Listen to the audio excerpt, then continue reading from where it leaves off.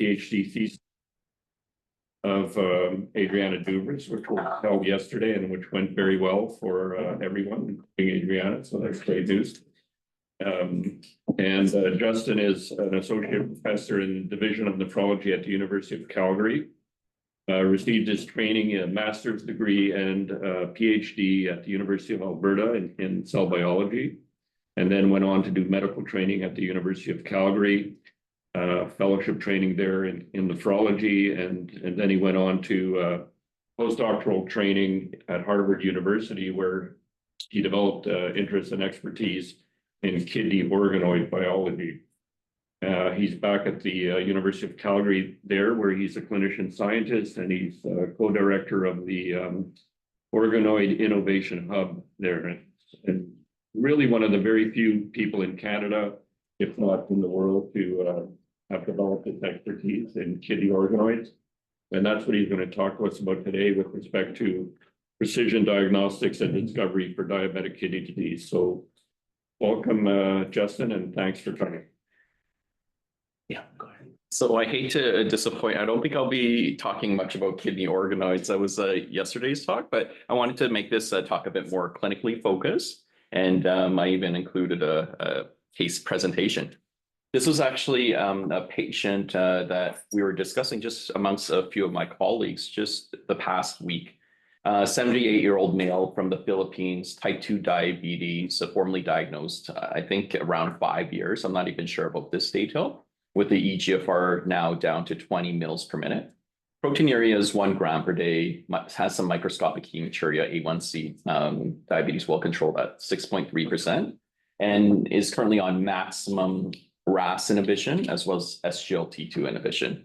I put this little detail there, no retinopathy, just to, I don't know if that's a true feature with this particular case, but just to get us thinking about this presentation and whether or not we would do a kidney biopsy. So bit of controversy. There's a camp that is trigger happy with the kidney biopsies, and others who favor treat this as a diabetic kidney disease, and there's not much more to offer.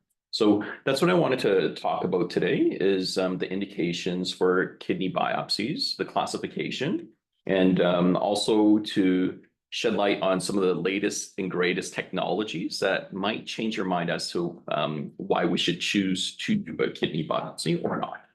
So for the Royal College certification purposes, discuss the utility of kidney biopsies, review the classifications of diabetic kidney disease, and how we're using some molecular medicine or molecular diagnostic approaches for therapeutic and diagnosis purposes. So this audience doesn't need an introduction to the importance of studying and treating diabetes, which is a worldwide problem. This is a little bit older data now from Catherine Tuttle in 2022, see Jason, showing that there are over 500,000 type 2 diabetic patients and 27 million type 1. And a third or more of these patients can progress to kidney disease and end-stage kidney disease. And that, of course, we know is associated with other comorbidities, including heart failure, atherosclerosis, CV, death. So this is during my time at Crescent, Thomas Kitzler and I wrote a review article in the Canadian Journal of Kidney Health and Disease, just to show in the Canadian data what the potential causes or likely causes of CKD in adults versus children. But as you can see, the adults, diabetes ranks among the top causes. And this is using some of the core Canadian organ registry. So what we're excited about, obviously, as clinicians, is the therapies that have become available in the recent years and decade. So after the introduction of RAS inhibition, ACE inhibitors, and ARBs, the many trials showing the benefits of the SGLT2 inhibitors, and now moving on to more of a quadruple therapy, including non-steroidal mineralocorticoid receptor antagonists and the GLP-1 receptor agonists. So this is exciting. And what's unclear at this point is how much the combination of all these therapies are going to help delay the progression of a kidney disease. And also the availability of all these agents varies from province to province. So that's not always helpful to get standardized care across our patients with diabetic kidney disease. And if there are any other therapies that we might be able to tag on to this. So those are the four pillars we'll talk about. So RAS inhibition, the SGLT2 inhibitors, the non-steroidal MRAs, and the GLP-1 receptor agonists. And these have a variety of effects and benefits that have been observed and proposed. The mechanism is probably multifactorial, but the major targets are improvements in metabolic dysregulation, improvements in the hemodynamics of the kidney, and decreasing inflammation. And as we know with the GLP-1 receptor agonists, the decreased weight loss has been a significant improvement for a lot of our patients who have that metabolic syndrome. And with that, you have reduced dyslipidemia, oxidative stress, endothelial dysfunction. If I were to do a basic science talk, I would have gone a bit more into this mechanism, but I think we'll leave it at this slide for the effects and the categories. I want people just to remember this for some of the later slides here. I like this review article that has projections as how much each of these agents have contributed. And because it's in 2022, previous to the FLOW trial, we don't see the GLP-1 receptor agonist, but you can see it's probably going to be an additive effect with the four different agents. This is from the Neph Journal Club, so thank you for that. And it's adapted from Peter Rossing's 2024 presentation at the European Renal Association Congress. So if you look at the RAS blockers, you can see that the gray is a residual effect. They have significant effects and beneficial effects, but there's still a lot to be done there. With the introduction of the SGLT2 inhibitors, they further reduce the risk, but still some residual risk remains. And then the MRAs, again, so the effects are significant, improve outcome, but still, I want to focus on the gray triangle here, because even with the FLOW trial, we see that there's still some residual risk. So that box indicates that we're not targeting all of the mechanisms, or there might be irreversible changes that eventually lead to the progression of diabetic kidney disease. There's a nice article from Clinical Kidney Journal that shows the pros and cons of doing a kidney biopsy. But our fellows, our trainees, and even staff have a bunch of literature that's just all over the place, and the different guidelines, UpToDate or KDIGO and the American Diabetes Association all say something, not really focusing on the role for a kidney biopsy, or in term, sometimes even swaying away from doing a kidney biopsy. It's a mixed kind of message here, but for this purpose, I think the consensus was, try not to do a kidney biopsy. We'll treat it as diabetic kidney disease. And this is a fairly recent just a review article showing some indicators that you might consider to perform a kidney biopsy. Absence of diabetic retinopathy in mostly type 1 diabetics. If the duration of diabetes was shorter, presence of microscopic hematuria, subnephrotic range proteinuria, lower hemoglobin A1C, and lower fasting blood glucose. Again, this doesn't capture the rapid decline of renal function. That's for the potential indicators in this review article. So other parameters are family history, and some other clinical and biochemical parameters have been indicated that could be considered. So again, it's hard to really advocate for a biopsy or not. The decision algorithm is a bit tricky, especially when we're teaching our trainees. A bit more recently, I like this one. This is a graphical abstract, type 2 diabetes with patients in a cohort from 2006 to 2015. And of these patients, of 463 biopsies, 40% were diagnosed as non-diabetic kidney disease. And what was interesting in this study is the predictors of non-diabetic hypertension related kidney disease was a GFR. I think it was a decline of more than 15. The urine protein to creatinine ratio less than 0.3, presence of hematuria, A1C less than 7%, and a shorter duration. What was interesting is that the normal retinal exam didn't have it wasn't a predictor for not being diabetic kidney disease. In another study, this is a review looking at continental data. So broken down to diabetic nephropathy, non-diabetic kidney disease, and a mix. And based on pathology, the middle panel with the non-diabetic kidney disease, you can see that it ranges from anywhere from 27 all the way to 46, 42.6 of not being diabetic nephropathy when these patients did have diabetes. And then more recently, Quanadol published in Kidney Medicine. And here they used a cohort of 1,242 patients from the Cleveland Clinic Kidney Biopsy Epidemiology Project between 2015 and 2021. And they were looking at cases of non-diabetic kidney disease. And again, this is a staggering number. So 780 of the 1,242, so 63% had non-diabetic kidney disease.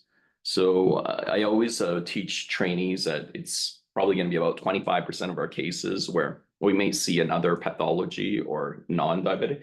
And coming across this type of literature is, well, maybe it's even a little bit higher.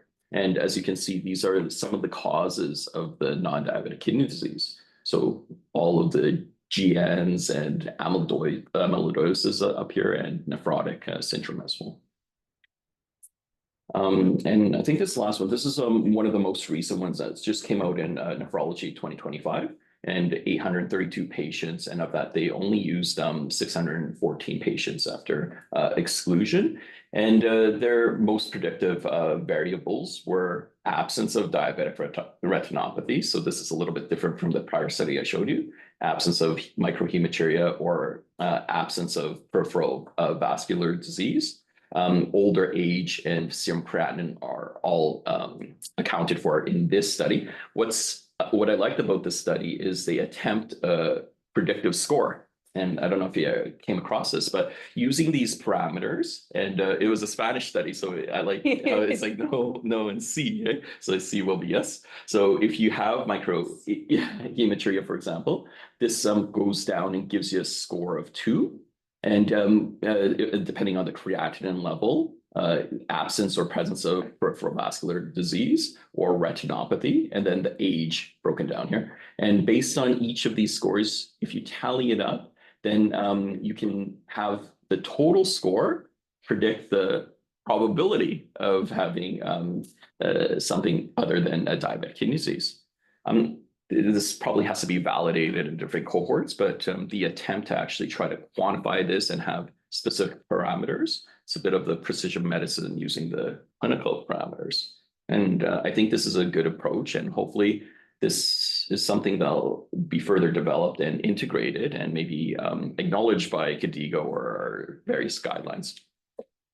So from the pro and con side, why would you want to biopsy? Well, you can have a definitive diagnosis.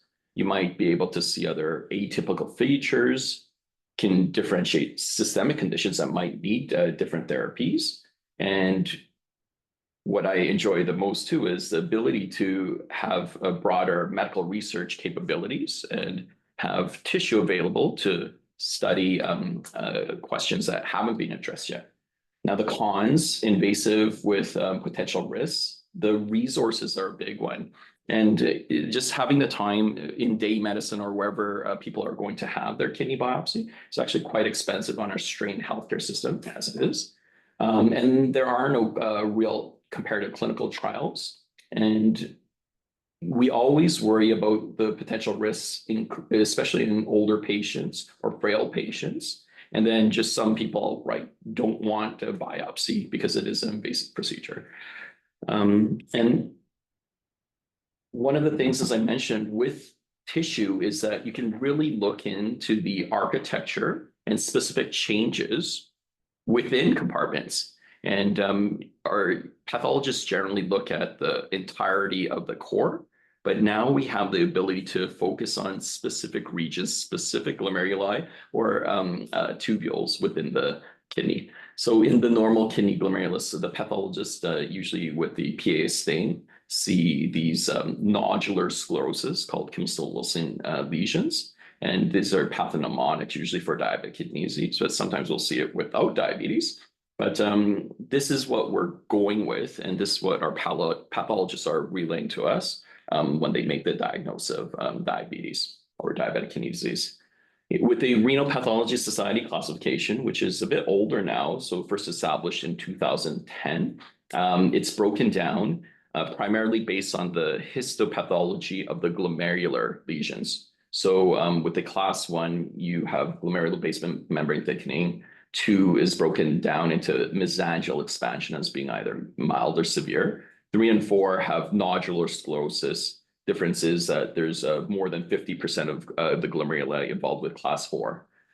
The RPS Society did also include interstitial and vascular lesions, but even with our pathologists at the Alberta Health Services in Calgary, they don't really comment too much on this. And I think this is more of a general finding IFTA, as well as these vascular lesions you can often see with other types of kidney disease. So it's just pretending a worse prognosis because you have more injury fibrosis that is irreversible.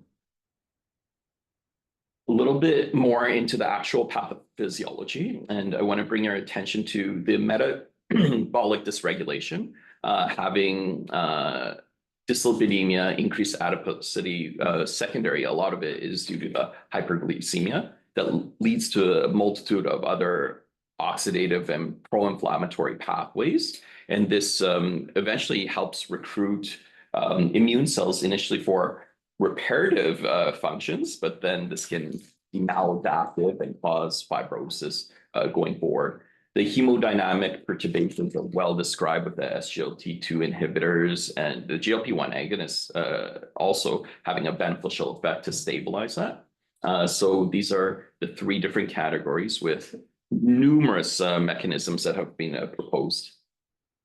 This is interesting study, and I think it's valuable. It's a little bit older in 2018, but this was a study using 600 patients. They were looking at the composite outcome of patients ending up on dialysis or increased serum creatinine by 50%, or sorry, doubling, and reduced eGFR by 50%. And people on dialysis CKD stage G5D. And what's interesting about this, if we pay attention to the the black and the blue lines, this is a difference. They're correlating the drop or the composite outcome based on the lesions on the pathology. So if you have nodular lesions, exudative lesions, or mesangiolitis, what was surprising is actually in this green region, which is usually the G1 or G2A1, this is where these nodular lesions are present and portends a worse prognosis. So if you didn't biopsy these patients, you wouldn't see the nodular lesions, and these patients are actually having worse clinical outcome. So it's a little bit discrepant to what we may imagine based on the chart there, because it's green, we don't pay attention to that. Darren Yuen's group with Bruce Misra led a study that showed the correlation between the histopathology and eGFR decline. And what they concluded is the pathology didn't really correlate with any of the eGFR decline. And you couldn't really predict based on conventional pathology how these patients were going to do. And that's one of the arguments to favor not doing a kidney biopsy. With this pathology, you can't do anything anyway. You can't predict the outcome or prognosis, and why would we biopsy them? And when I speak to this group, they weren't really expecting this. They were hoping that some of these histopathology would help with to predict the progression of diabetic kidney disease.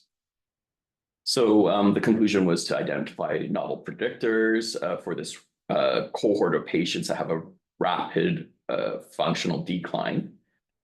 As you saw from the slide before, often patients we're not really paying attention to. So that brings us to our precision medicine program. So as Dr. Burns mentioned, I do co-direct the Human Organoid Innovation Hub, and I won't be talking about that, but I also wear a hat as a assistant director of our precision medicine and nephrology program. And this is the dream as a medical student, working with Dr. Daniel Maruve at the University of Calgary. We wanted to amass as many kidney biopsies as possible for this purpose. And if you're looking at the time and saying, you know, there are no features on pathology that can help us predict or treat diabetic kidney disease, why would we do this? So anytime you develop sample collection for a biobank, we're projecting what we would want to do with it in the future. And I think an analogy was Amazon. When Jeff Bezos developed Amazon, initially they were losing a lot of money. And but the vision was much more bigger and broader than a book company with Kindle. So the vision is, what can we do with samples 10 years from now, 20 years from now, when we have the advanced cutting edge technologies? So that was a dream. And I think many groups around the world were thinking this way. And there was 2008, 2009. That's when I started medical school, actually. And that's when when I say we, it's actually Dr. Daniel Maruve and our pathologist, Dr. Helgamer Benedictson, started the precision medicine in nephrology program and started collecting, categorizing all of our biobank samples. And that was around 2009. We have an initiative called the Biobank for the Molecular Classification of Kidney Disease. And Target KD is the application of renal genomics to enhance and transform kidney disease care.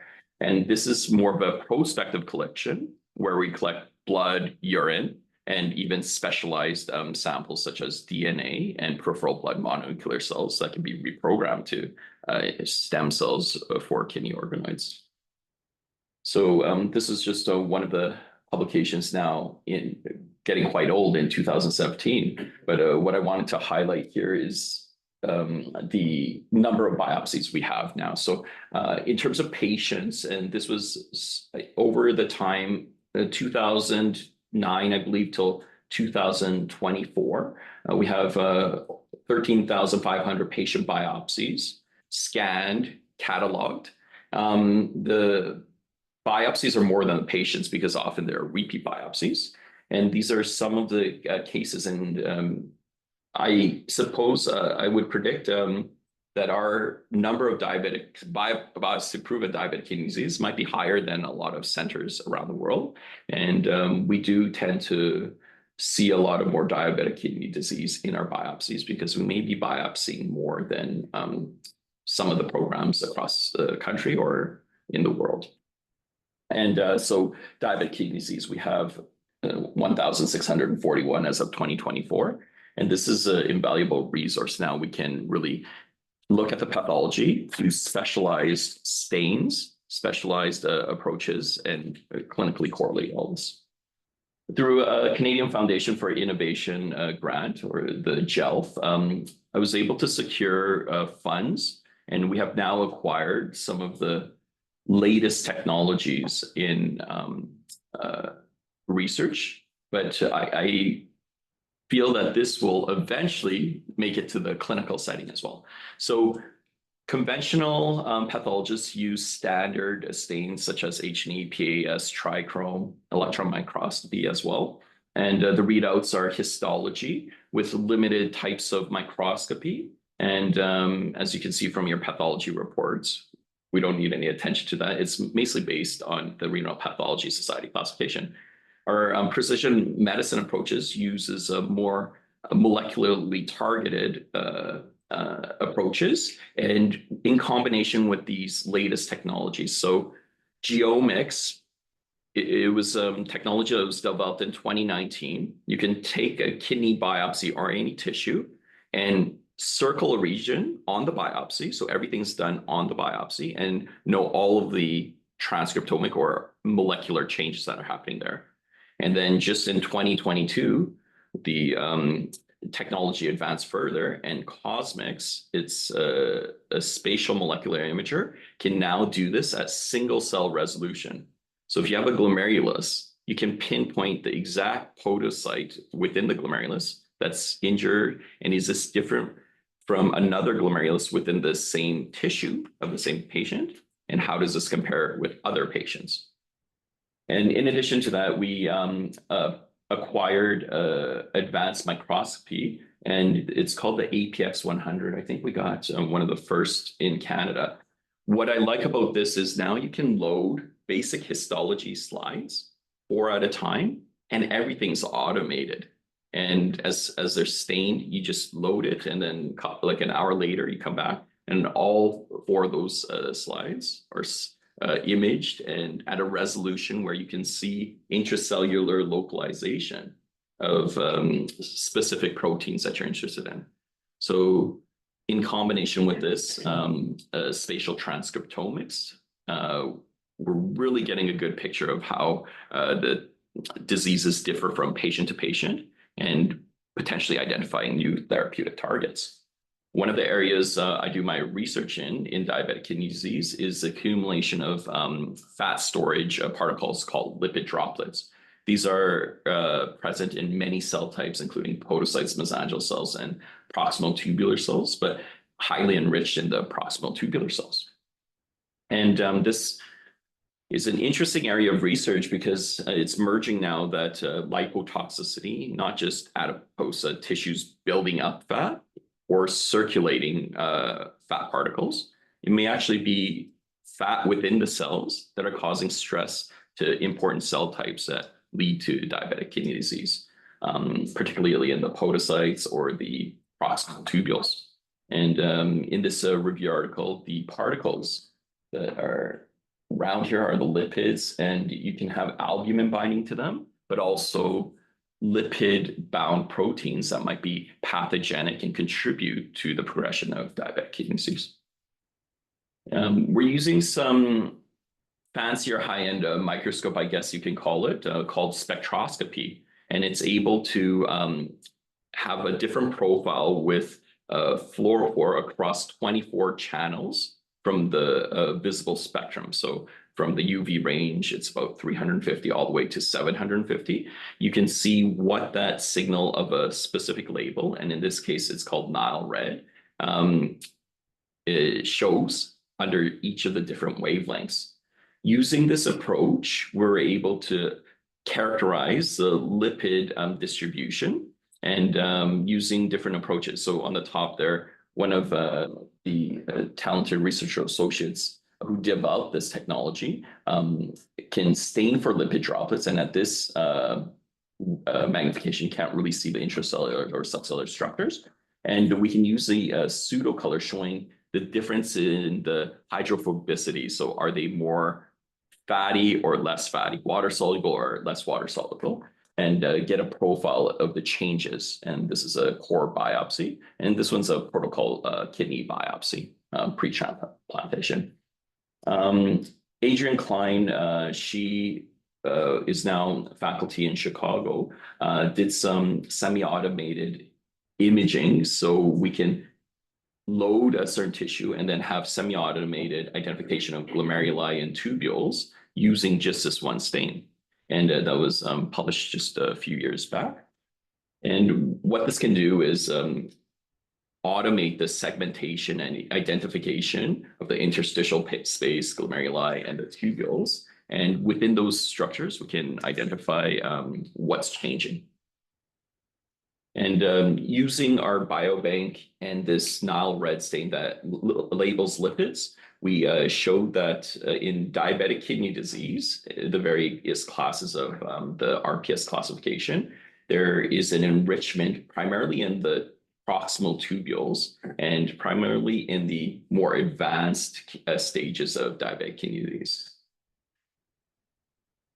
And with this, I won't be telling you about this story, which I talked about yesterday, but we do have a candidate called interleukin 32 that we're heavily researching for the mechanism and possible contribution to diabetic kidney disease.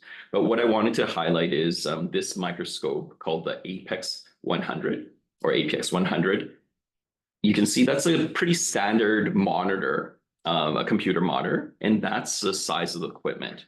And I can envision something like this being in a lot of our pathology labs now, rather than just being a research-based tool.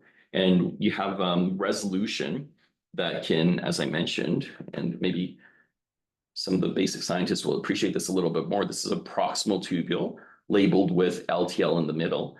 And we've identified IL-32 as a lipid droplet associated protein. And you can see it within specific tubules that are injured, expressing this marker. So the study that's currently ongoing is, can we use the levels and expression of the IL-32 and clinically correlate that? Will that be a new histopathologic biomarker, you can say, to help predict the decline of the kidney function? And we have some preliminary data suggesting that's the case. So these are the cutting edge technologies, as I mentioned before.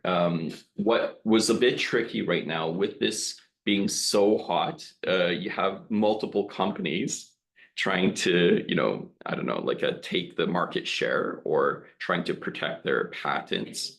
And with that, we had collaborations with a company called NanoString, which is now a Bruker company, because there were lawsuits going left and right. But suffice to say, Canada managed to maintain the use of the NanoString technology. And what's so exciting about this technology is that you can label both protein and RNA in the tissue, which was, this is unprecedented. Like 10 years before this, with the core of a biopsy, we had limited abilities just because of the sensitivity and ability to detect any of the changes. Now with a 5-micron section on a slide, you can image the entire transcriptome. So that's almost 19,000 genes simultaneously. And they did this by developing a technology where each of the molecules that bind to the RNA or protein are tagged with it's called an oligonucleotide that can be cleaved by UV, and they can repeat this over and over again and eventually identify every molecule within the region of the tissue. So that was a 2019 technology, and we did work with NanoString and as did several other groups. And this is an example of one of the healthy control and diabetic kidney disease core biopsies. All of those highlighted regions in white are the ones we manually pick. I want to know about this glomerulus, so I want to know about this tubule, and we can compare healthy versus diabetic. And with that, the analysis with bioinformatic tools, you can identify the upregulated differentially expressed genes and what's downregulated. And what I liked about this, even within the same patient, you can see what's changing. And here on the right side is an example of a nodular glomerulosclerosis or KW lesion in the diabetic patient. And some of these yellow spots are immune cells that have infiltrated. The Kidney Precision Medicine project led by Dr. Himmelfarb and Dr. Kretzler.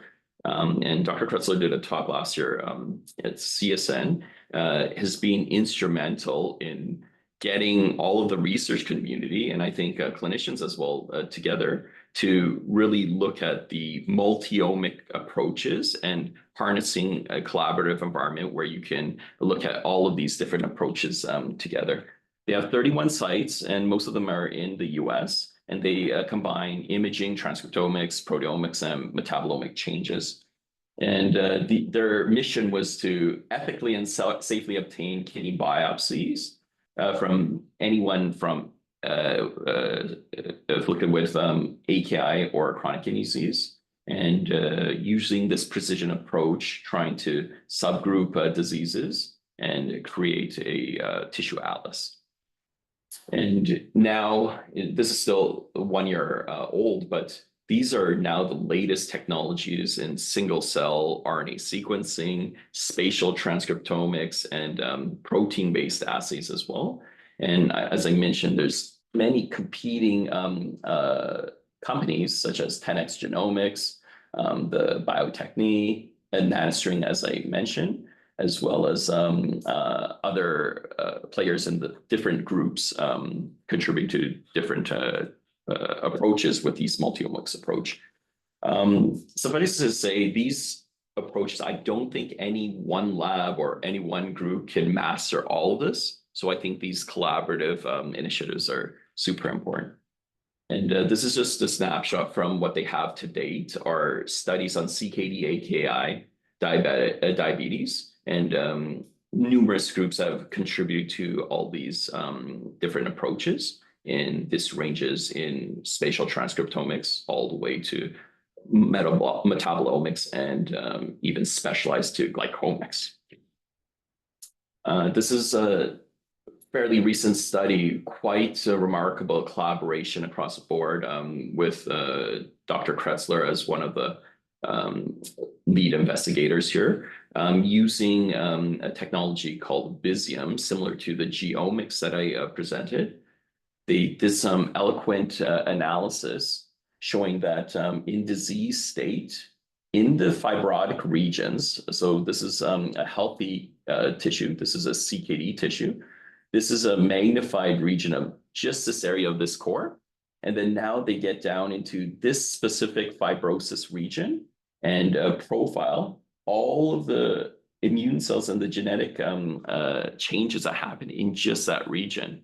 And what do we do with this information? Well, to a researcher, we can see that there are injury to specific regions or cell types. And what did it do to the neighboring cells? What kind of immune cells did it recruit? Is this different for certain types of immune-mediated diseases versus diabetes? And when you have that information, you can start targeting those therapies. I'll target these macrophages. I'll target these B cells or T cells. So that's the power of what this has to offer. With a cosmic spatial molecular imager, just wanted to remind you that this is at the single cell resolution. This is work from Kellen Shusak's group, just recently published in Nature Genetics, showing the power of single cell resolution. So now, instead of just focusing on injured tubules and neighboring cells, they can see specific changes even within the cell at the single cell resolution. And what I like about this is they were able to profile different types of injured proximal tubule cells. So IPT are injured proximal tubular cells, expressing HAVCR1 as a kidney injury molecule. And you can see that this is upregulated here. And when they profile and categorize these proximal tubule cells, they categorize them into 3 different categories based on genetic markers. And depending on what profile of proximal tubule you have, the neighboring fibrotic cells or immune cells differ. So this type of proximal tubule injury yielded this type of immune cell. Like, it's just mind-boggling how good this technology has become. And of course, this technology is quite expensive and limited to certain groups, but I can envision this in the future being integrated. One of the biggest bottlenecks of researchers or clinicians is, how do you do it? You have all this data, you need expertise and training in every aspect of these multiomics approaches. We've been collaborating with a company called BioTuring and trying to customize all of the annotation of what kidney cell types nephrologists or clinicians would be interested in. And if any group were to perform this type of analysis, can you just plug it into a system where they can generate all the information for you and then just plot it out? Is that possible? So that's what we're working towards. One of their offerings is called Bioturing Lens, and this is a single cell analysis. So the spatial, like the cosmics or some of the competing technologies called Xenium from 10x, they can use anything unbiased. There's no like preference to one platform versus another, but hopefully we can have any platform useful. So this is just one biopsy slide, one cosmic slide with 4 different patient biopsies here. So a couple of them have 3 cores here. This one has 2 cores, and this is a protocol kidney control biopsy. And using this, if you look, now we can start to look at single cell resolution and annotate specific regions or cell types, and then hone in on specific cell types with ease. So before you needed a computational biologist or a bioinformatician to do all of this, now you can plug and play, and then you click, I want to see the bar graph for this type of change. Circle the region in this group, what's happening. So it's becoming much more user-friendly, and I'm sure with AI integration, it'll become that much more easier. And this is our data just showing the differences between the injured proximal tubules and the proximal tubules for the controls and the diabetic kidney disease. So for the controls, there aren't really injured proximal tubules, but because they are protocol transplant biopsies, not nephrectomies, you do see some regions. So we're able to show that there's minimal change in these injury markers, but in the advanced classes of diabetic kidney disease, you can clearly see upregulation of FCR1, which is a kidney injury molecule, as well as some of the other genes. So these were all generated just from the software without having expertise. So it's really useful. All those dots are, you pick and choose the gene you want expressed in the tissue. And with Cosmics at this time, it was 1,000 genes. And by the summer, it's an entire transcriptome will become available. So overall, there are numerous different approaches, platforms, models that are all coming together. And it's an exciting time in translational research now, where you have all the tools at hand and the bioinformatics capabilities and integration of automated approaches will increase our workflow. So this is not just research-based anymore. I envision in the coming years that this can be integrated into our clinical practice. And you won't need to know the nitty-gritties of how a TAC-seq or single-cell-seq works, but you will have the information at hand and be able to offer more information for the patients to improve the diagnosis of certain conditions, and not limited to diabetic kidney disease, and also potentially predict the prognosis. So overall, I hope my talk convinced you to consider a kidney biopsy for patients with diabetes. Often we can identify misdiagnosis of non-diabetic kidney disease. The histopathology analyses can shed new information, especially with these cutting-edge platforms that I mentioned today. And I really hope our dream that's been happening since I was a medical student in 2008 can progress into actual clinical practice. And that's it. Thank you. Thank you, Justin. That was wonderful. It's open now to questions. If you're online, please raise your hand and we'll call upon you. If there are any questions from the conference room, but I can start. Whenever I biopsy diabetic kidney disease, it's always diabetes.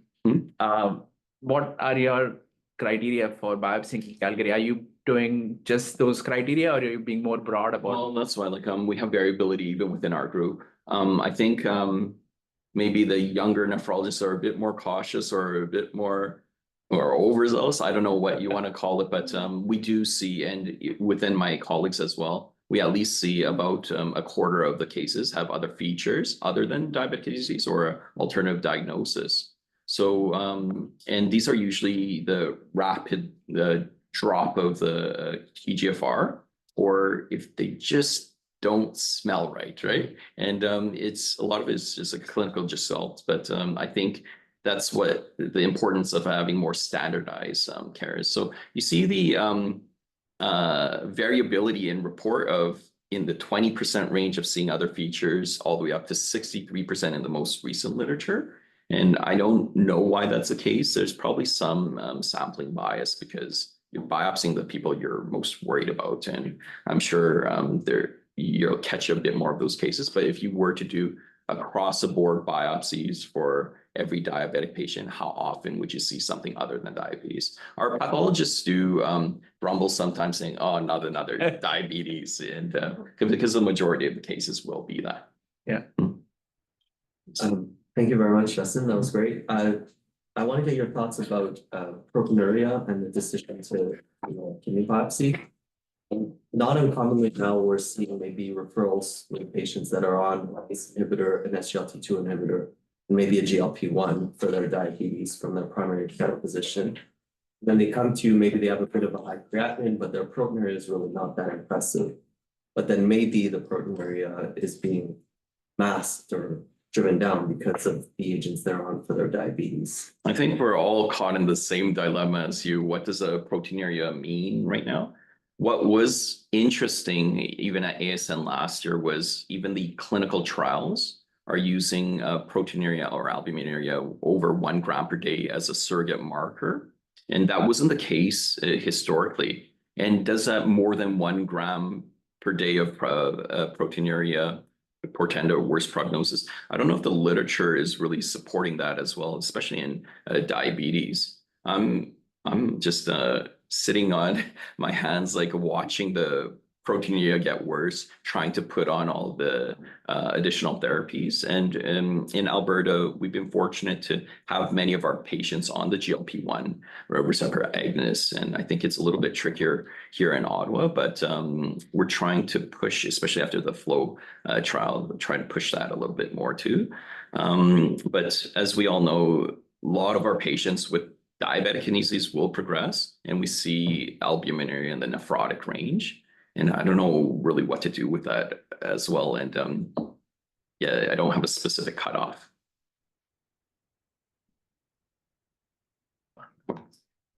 That's nice to just Yeah, thank you very much. It's a pretty incredible resource. 19,000 biopsies, you said? So as well as all of the biopsy specific information, you mentioned that you're trying to correlate with outcomes. So how set up are you in terms of, is it like data linkages that gets you all the other clinical correlates? Or are you getting that like at the time of the biopsy through EMR? I'm just wondering how you're set up to get the clinical data. So the data is all there. So the 19,000, because they're all the patients that were biopsied in Southern Alberta, but it definitely needs to be cleaned up by a data analyst.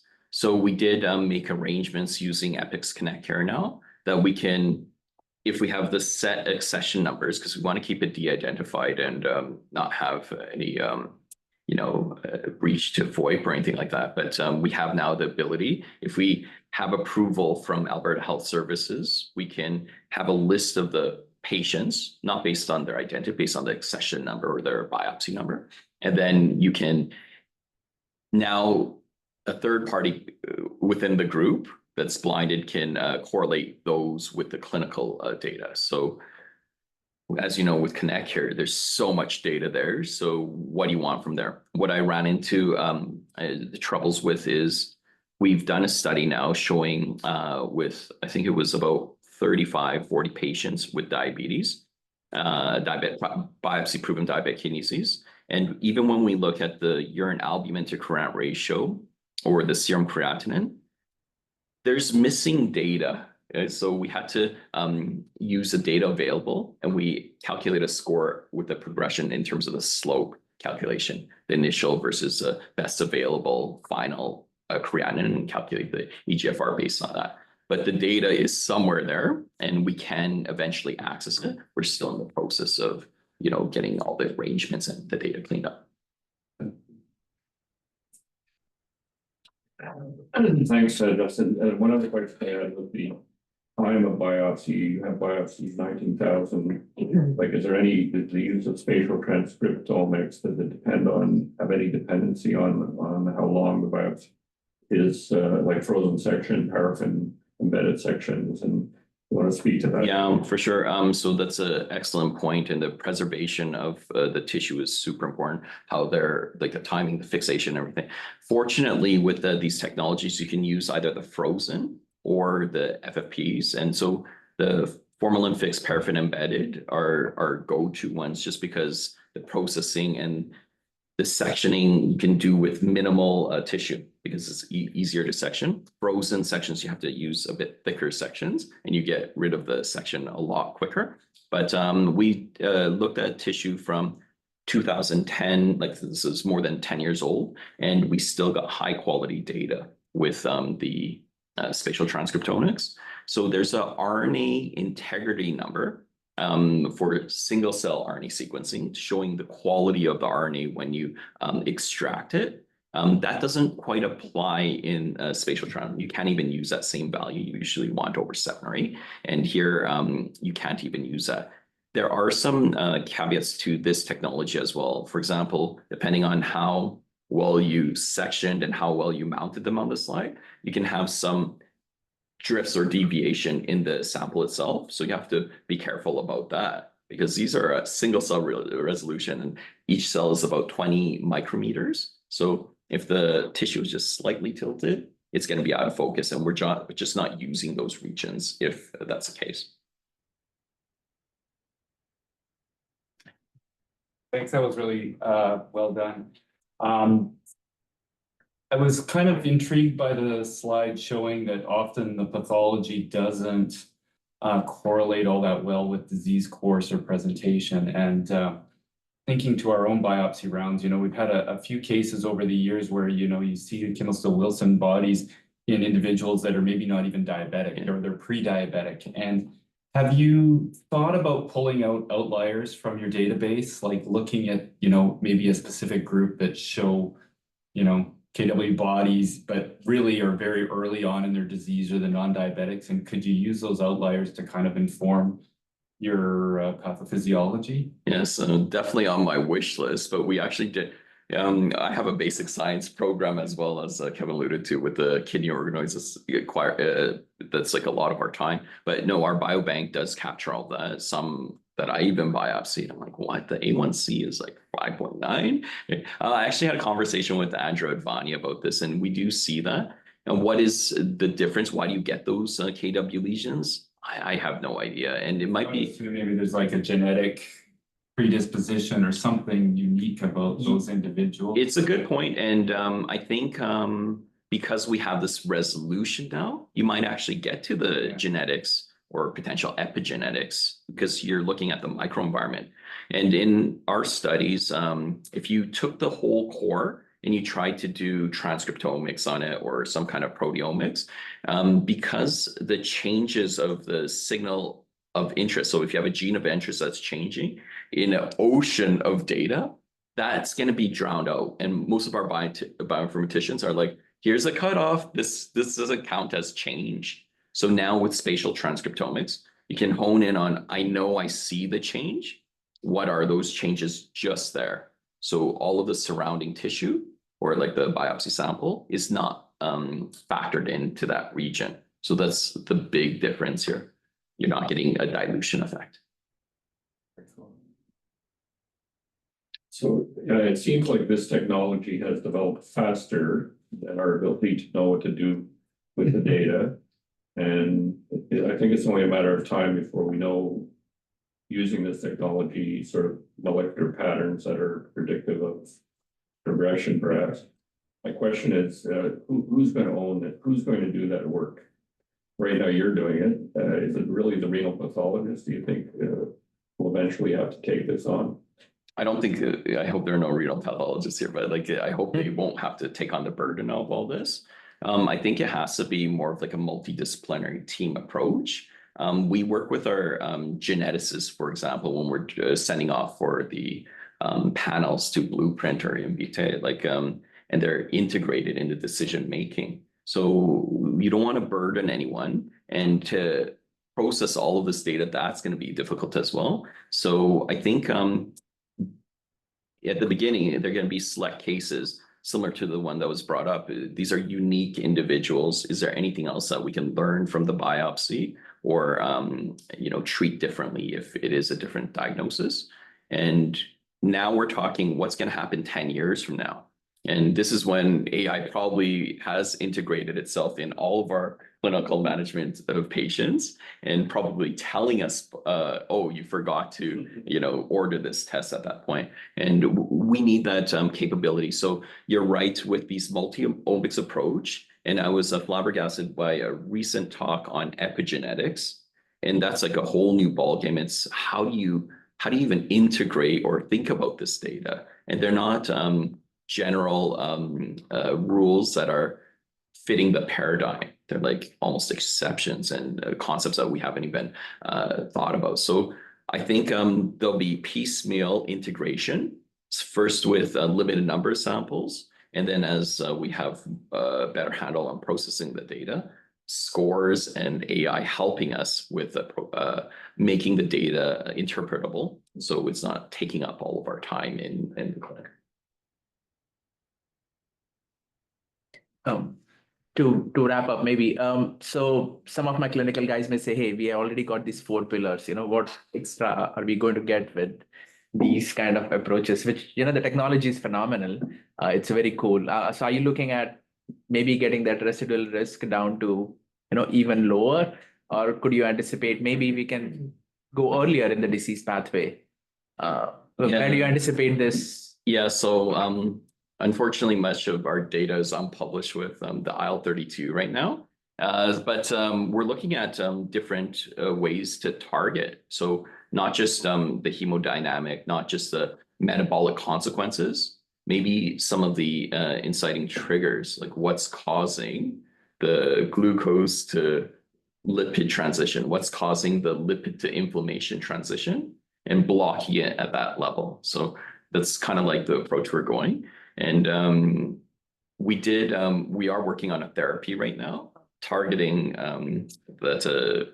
Dan Rouvet won't be too pleased that I said that, but we're very excited about. I remember presenting this last year at Calgary. He's like, hey, hold up, man, because I was starting to talk about what the molecule looks like. He's like, hold on, and then he's like, stop the recording, guys. Read all rounds last year. So no, it's we're very excited about the potential, because as you know, most of these therapies that we have that are benefiting the heart and the kidney are side effects, right? It was meant for diabetes and not intended. So not only does this approach allow us to look at all the molecular changes, but because you have that data, once you have that aha moment, now you can go and look at it. And I don't think a lot of the science is going to be hypothesis driven. You have all this data and it's like, okay, now it's revealed to you, and hopefully our patients can benefit from that. I mean, hopefully, as you do this, especially if you're able to identify the footprint that leads to these pathologies, we could back this all up just to what you were speaking to, right? Once they have their advanced CKD, you're just delaying as opposed to prevention, right? Which clearly would be ideal. Exactly. I mean, IFTA is always the best predictor. Well, because they're already dead, right? Yeah. And that's why with our lipids too, like most of the machinery, all the pathways are shut off. So that's why things aren't upregulated. They're all fibrotic and nothing's happening anymore. And, it's easy to tell people what's going to happen when you see a kidney biopsy that's all blue with the trichrome stain. It's like, pretty sure you're not going to do well, right? It's my favorite stain though. That's all we need is the trichrome stain. We don't need the pictures actually remind me of light brain. A lot of you are too young for like looking at it. We were doing this years ago. We just didn't know. It's really cool. Thank you again. That was a really wonderful talk. And we really look forward to potential therapeutic application. Yes, thank you for the invitation.